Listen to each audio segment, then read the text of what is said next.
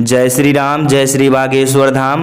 हर हर महादेव। प्रिय भक्तों, आप सभी लोगों से निवेदन है कि आप लोग कमेंट में जय श्री कृष्णा, राधे राधे तो अवश्य लिख दें।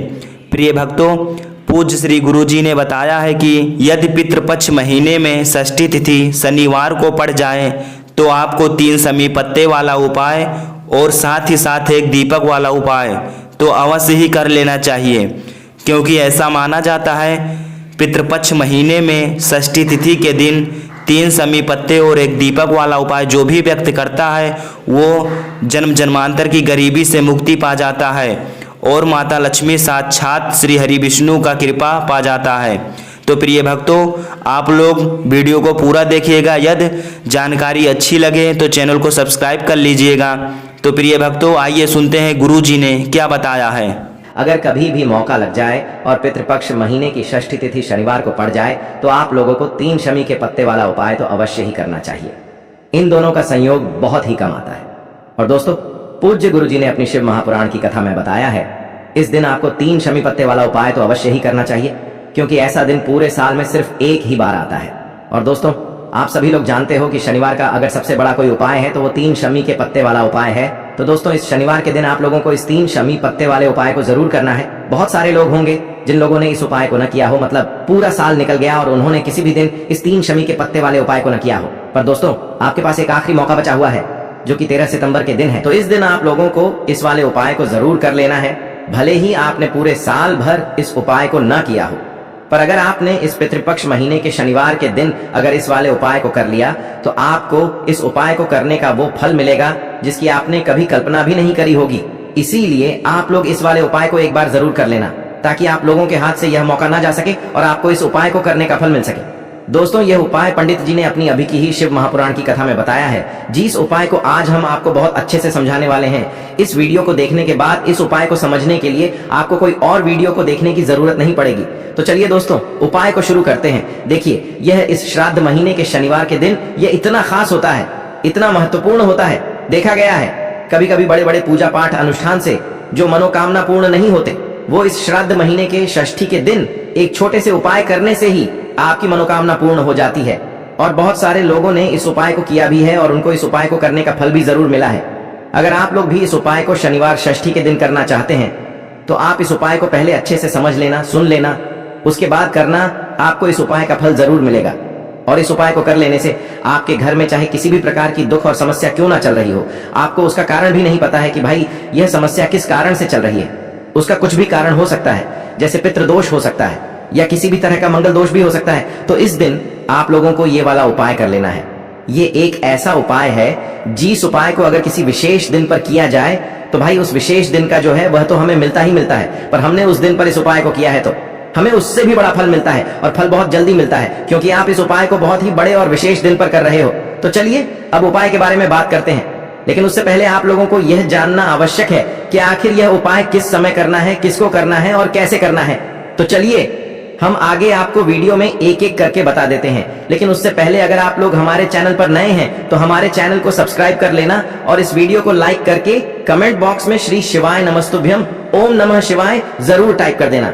और अपने फायदे के लिए, गरीबी दूर करने के लिए इस वीडियो को पूरा देखकर जाना, तभी आपको लाभ की प्राप्ति होगी। यदि आज आपने वीडियो को बीच बीच में से देखा, काट काट कर देखा, तो आपको जीवन में कभी सफलता हासिल भी नहीं होगी। तो दोस्तों, इस 3 शमी के पत्ते वाले उपाय को हमें इस शनिवार के दिन कैसे करना है, किसको करना है, किस समय करना है और कहां पर करना है, ये सारे सवालों के जवाब आपको इस वीडियो में मिल जाएंगे। और जो ये वीडियो देखेगा भाई, उसको 3 शमी के पत्ते वाला उपाय जरूर करना चाहिए, क्योंकि इस दिन हल्दी का भी बहुत ही बड़ा और विशेष महत्व होता है। और जब बात आ जाए 3 शमी के पत्ते की तो ये सोने पे सुहागा वाली बात हो जाती है और ये एक बहुत ही बड़ा उपाय हो जाता है इस शनिवार षष्ठी तिथि का। अब हम समझते हैं इस वाले उपाय को हमें करना किस समय है। इस 3 शमी के पत्ते वाले उपाय को हमें इस शनिवार के दिन करना किस समय है। तो देखिए, इस उपाय को करने का जो समय है वह सुबह का समय है और शाम का समय भी है। अब देखिए, यहाँ पर हम मुख्य रूप से सुबह का समय नहीं बोलेंगे, क्योंकि 13 सितंबर शनिवार षष्ठी का दिन है और इस दिन प्रदोष काल के समय का बहुत महत्व होता है। बाकी अगर सुबह के समय भी करेंगे तो भी अच्छा होगा, उसमें कोई भी दिक्कत वाली बात नहीं है। तो चलिए जानते हैं इस विशेष उपाय के बारे में। लेकिन उससे पहले एक प्रार्थना, अगर आप इस चैनल पर नए हैं तो आप इस वीडियो को लाइक करें, चैनल को सब्सक्राइब करें और कमेंट बॉक्स में आप अपनी राशि या अपना नाम जरूर डाल दें, क्योंकि हम राशि से जुड़ा भाग्य भी बताते हैं और भाग्य में चल रही परेशानियों को दूर करने के लिए वह आसान से आसान उपाय भी बताते हैं। तो चलिए अब हम अपने सबसे पहले उपाय की बात कर लेते हैं। तो देखिए, आज के इस पूरे वीडियो में हम आपको 3 से 4 महाउपायों के बारे में बताएंगे, तो वीडियो को आपको पूरा अंत तक देखना है। देखिए, पहला और दूसरा उपाय बहुत ही खास है और तीसरे उपाय को करने से जो आपका अटका हुआ पैसा है, आपका जो अटका हुआ धन है, जो आपको मिल नहीं रहा है, तो वो आपको प्राप्त होगा और आपकी सारी समस्या समाप्त हो जाएगी और आपकी सारी मनोकामनाएं परिपूर्ण होगी। तो चलिए सबसे पहले हम जान लेते हैं पूज्य गुरुजी द्वारा बताए गए पहले महाउपाय के बारे में। इस उपाय के लिए सबसे पहले तो आपको मात्र 3 शमी पत्र लेने होंगे। इसी के साथ में आपको मात्र थोड़ा सा शहद लेना है। शहद आप मात्र 1 चम्मच या फिर उससे भी कम लें और इसी के साथ में आपको मात्र एक तांबे के पात्र के अंदर अपने घर से शुद्ध जल लेना है। अब दोस्तों, मात्र इन तीनों सामग्रियों को लेकर के सीधे आपको पहुंच जाना होगा भगवान शिव के मंदिर में। देखिए, गुरुजी ने बताया है ये वाला उपाय आप सुबह भी कर सकते हैं और शाम के समय में भी कर सकते हैं। जब भी आपके पास समय हो तब आप इस उपाय को कर सकते हैं। देखिए, सबसे पहले तो आप जो एक जल का पात्र लेकर के गए हैं, उससे आपको धीरे धीरे शिवलिंग पर समर्पित कर देना है और लगातार आपको शिव महापुराण के मूल मंत्र श्री शिवाय नमस्तुभ्यम इस मंत्र का जाप करते रहना है। अब दोस्तों, आपके पास जो शमी पत्र है, 3 शमी पत्र है, तीनों को आपको उस शहद के अंदर अच्छे से डुबो देना है। यानी कि तीनों शमी पत्र पर आप चारों तरफ अच्छे से शहद का लेपन कर देना है। अब दोस्तों, इन शमी पत्रों से आपको भगवान शिव के शिवलिंग का श्रृंगार करना है। यानी कि आपको एक शमी पत्र शिवलिंग के ऊपर रख देना, ये दूसरा शमी पत्र आपको शिवलिंग के दाएं तरफ रख देना है और तीसरा शमी पत्र आपको शिवलिंग के बाएं तरफ चिपका देना है। यह बात हमेशा ध्यान रखना कि डंडी का जो भाग होगा वो जलाधारी की तरफ रहेगा। इस प्रकार से आपको इन तीनों शमी पत्रों से भगवान के शिवलिंग का श्रृंगार करना है और लगातार आपको श्री शिवाय नमस्तुभ्यम या फिर ओम नमः शिवाय इस मंत्र का जाप करते रहना है। उसके बाद में फिर आप जिस भी मनोकामना के लिए उपाय कर रहे हैं, चाहे आप धन की प्राप्ति के लिए ये उपाय कर रहे हैं, तो उससे आपको महादेव से परिपूर्ण करने के लिए प्रार्थना कर लेनी है। या फिर यदि आप व्यापार के लिए कर रहे हैं, अपनी नौकरी के लिए इस उपाय को कर रहे हैं, या फिर अपने संकटों को समाप्त करने के लिए यह उपाय कर रहे हैं, तो जो भी आपकी मनोकामना है उससे महादेव से परिपूर्ण करने के लिए आपको बोल देना है और फिर आपको वापस अपने घर आ जाना है। पूज्य गुरुजी कहते हैं कि यदि आप इन शमी पत्र से और वो भी शनिवार के दिन शिवलिंग का श्रृंगार करते हैं, तो महादेव आपकी जो प्रार्थना है उसे बहुत ही शीघ्रता से स्वीकार करते हैं और आपकी सब मनोकामनाएं पूर्ण होने लगती हैं और महादेव आपकी जिंदगी को भी सिंगार देते हैं। चलो अब बात करते हैं हमारे दूसरे उपाय की तरफ। देखिए, आगे बढ़ने से पहले वीडियो को एक लाइक जरूर करें।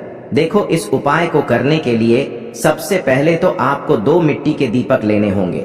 अगर आपके पास मिट्टी के दीपक नहीं है तो आप आटे के दीपक भी तैयार कर सकते हैं, परंतु कोशिश करना कि मिट्टी के दीपक आपको मिल जाए।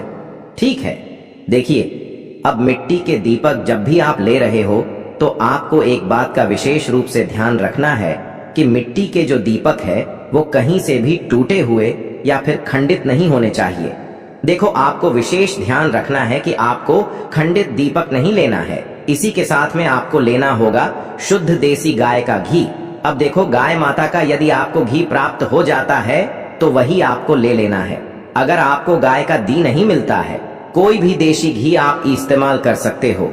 देखिए, अब आपको क्या करना है, आपको 2 चम्मच शुद्ध घी लेना है। क्योंकि आप 2 दीपक ले रहे हैं तो आपको 2 चम्मच शुद्ध घी लेना है। देखिए, घी से दीपक प्रज्वलित करने से हमारे जीवन की जो संकट है, कष्ट है और बाधाएं हैं, वह सभी दूर होती हैं और नकारात्मक ऊर्जा घर से बाहर जाती है। और घी से दीपक प्रज्वलित करने से बहुत अधिक लाभ होता है। और इसी के साथ में आपको लेनी होगी गोल बाती।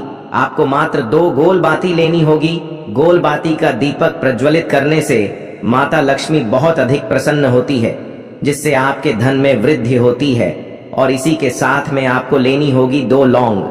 देखो, अब लौंग जो है हमारे जीवन के सारे संकटों और कष्टों को दूर करती है, तो इसीलिए आपको मात्र 2 फूल वाली लौंग लेनी है। अब ये सभी सामग्री लेने के बाद इन सभी सामग्रियों को लेकर के आपको पहुंच जाना है पीपल के वृक्ष के वहां पर, क्योंकि इस दिन दीपक को पीपल के वृक्ष की जड़ में दीपक प्रज्वलित करना बहुत ही विशेष बताया है, खासकर शनिवार के दिन। तो कैसे करना है, चलिए जानते हैं। पूज्य गुरु जी कहते हैं कि जो भी व्यक्ति पीपल के वृक्ष से कोई भी उपाय करता है तो उसके जीवन में कभी भी धन की समस्या उत्पन्न नहीं होती है। देखिए, पूज्य गुरु जी ने बताया है आपको ऐसे पीपल के वृक्ष के नीचे इस उपाय को करना है जो थोड़ा बड़ा वृक्ष हो और उसकी छाया आपके ऊपर पड़नी चाहिए, और पीपल की जड़ में आपको ये उपाय करना है। अब सबसे पहले तो आपको अपना जो मुख है उत्तर दिशा की ओर रख करके खड़े हो जाना है। उत्तर दिशा जो है वो माता लक्ष्मी और भगवान विष्णु की मानी गई है, जिनकी कृपा से हमें धन की प्राप्ति होती है और आर्थिक तंगी से हमें छुटकारा मिलता है। तो सबसे पहले तो आपके पास में जो 2 दीपक हैं उन्हें आपको पीपल के वृक्ष की जड़ के पास में रख देना है। अब दोस्तों, इन दोनों दीपक में आपको 1-1 चम्मच घी डाल देना है। उसके बाद आपको दोनों दीपक में 1-1 गोलबाती को डाल देना है। इसके बाद आपको पीपलेश्वर महादेव का नाम लेकर के और अपनी नाम और गोत्र को बोल करके दोनों दीपक को आपको प्रज्वलित कर देना है। उसके बाद जो आपके पास 2 लौंग हैं उनमें से आपको 1 लौंग को अपने सीधे हाथ में रखना है, और जो दीपक है पहला दीपक, उसके ऊपर से आपको पहले लौंग को 11 बार घुमाना है। देखिए, यदि आप 11 बार घुमा रहे हैं तो आपको 11 बार ओम महालक्ष्मी नमः इस मंत्र का जाप कर लेना है, और आपको अपना नाम और गोत्र को बोल करके आपको धन की प्राप्ति हो, धन की जितनी भी समस्याएं हैं वह सभी दूर हो, ऐसे आपको प्रार्थना कर लेनी है। और ये जो पहली लौंग है इसे आपको दीपक के अंदर डाल देना है। अब इसके बाद आपको दूसरी लौंग को भी लेना है और बाएं वाले दीपक के ऊपर से भी आपको इससे लौंग को 11 बार घुमा देना है, और 11 बार आपको ओम नमो भगवते वासुदेवाय नमः इस मंत्र का जाप कर लेना है। उसके बाद इस जलते हुए दीपक मैं आपको अपना नाम और अपनी गोत्र को बोल करके इस जलते हुए दीपक में ये लौंग आपको डाल देनी है। देखिए, पूज्य गुरु जी कहते हैं, देखिए, जो भी व्यक्ति इस उपाय तिथि पर कर लेता है उसके जीवन में कभी भी धन से जुड़ी समस्या उत्पन्न नहीं होती है। उसका जो सोया हुआ भाग्य है वह चमक उठता है और धन की देवी माता लक्ष्मी की प्राप्ति होती है। अब दोस्तों, हम जान लेते हैं पूज्य गुरु जी द्वारा बताए गए तीसरे विशेष उपाय के बारे में।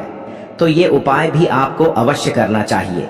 देखिए, यदि आप चाहते हैं कि आपके जीवन में चारों दिशाओं से धन की कोई भी कमी न हो, यानी कि आपके जीवन में चारों दिशाओं से धन के जो स्रोत है वो बंद ना हो और चारों दिशाओं से आपके घर में, आपके जीवन में धन आए, तो आपको आज के दिन ये उपाय करना चाहिए।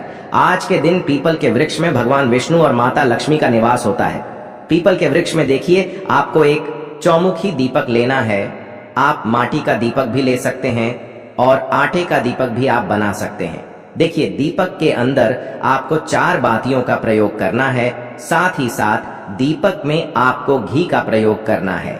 अगर घी आपके पास नहीं है तो आप तिल के तेल का प्रयोग भी कर सकते हैं, और साथ में आपको एक चुटकी हल्दी भी लेनी है होगी। अब देखो, ये जो चौमुखी दीपक है आपको पीपल के वृक्ष के वहां पर लेकर के पहुंच जाना है। देखिए, ये जो दीपक है आपको माता लक्ष्मी के निमित्त प्रज्वलित करना है, इसलिए आपको ओम महालक्ष्मी नमः इस मंत्र का वहां पर 108 बार जाप करना है। पीपल के वृक्ष के वहां पर यह जो चौमुखी दीपक है आपको उत्तर दिशा की ओर अपना मुख करके प्रज्वलित करना है।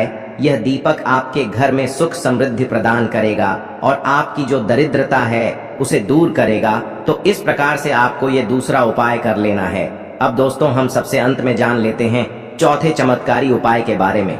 ये उपाय विशेषकर रोग मुक्ति के लिए होने वाला है। देखिए, इस उपाय के लिए आपको मात्र थोड़ा सा शहद ले लेना है और इसी शहद के साथ में आपको मात्र 1 लोटा शुद्ध जल लेना है। तांबे के पात्र के अंदर अपने घर से अब सिर्फ ये दोनों सामग्री लेकर के सीधे आपको पहुंच जाना है भगवान शिव के मंदिर में। पूज्य गुरु जी ने बताया है कि शनिवार के दिन पर आप ये उपाय सुबह के समय भी कर सकते हैं और शाम के समय में भी कर सकते हैं। देखिए, सबसे पहले तो आप जो ये शहद लेकर के गए हैं, इस शहद से आपको माता अशोक सुंदरी वाले स्थान पर ओम का निर्माण कर देना है। यह जो ओम है, आपको अपने सीधे हाथ की चिटी उंगली के पास वाली उंगली, अनामिका उंगली, उसी से बनाना है। और इसके बाद जो आपके पास एक लोटा शुद्ध जल है, इससे भी आपको धीरे धीरे भगवान शिव के शिवलिंग पर अर्पित करते जाना है। श्री शिवाय नमस्तुभ्यम इस मंत्र का जाप करते हुए पूज्य गुरु जी ने बताया कि जल आपको बिल्कुल धीरे धीरे समर्पित करना होगा, और समर्पित करते हुए आपको कम से कम 11 बार या फिर 21 बार श्री शिवाय नमस्तुभ्यम इस मंत्र का जाप कर लेना है। लेकिन जैसे ही ये जल शिवलिंग से होकर के जलाधारी की ओर बह करके आएगा, तो इस जल को आपको उसी पत्र में थोड़ा सा जल लेना है, और यह जल आपको महादेव से औषधीय स्वरूप प्राप्त कर लेना है। आपको महादेव से प्रार्थना कर लेनी है कि है महादेव, मैं इस जल को औषधीय स्वरूप अपने घर लेकर के जा रहा हूँ। मेरे परिवार के सदस्यों के शरीर में बीमारी हो चुकी है, उस बीमारी को ठीक करने के लिए आप इस जल को औषधीय स्वरूप बना दीजिए।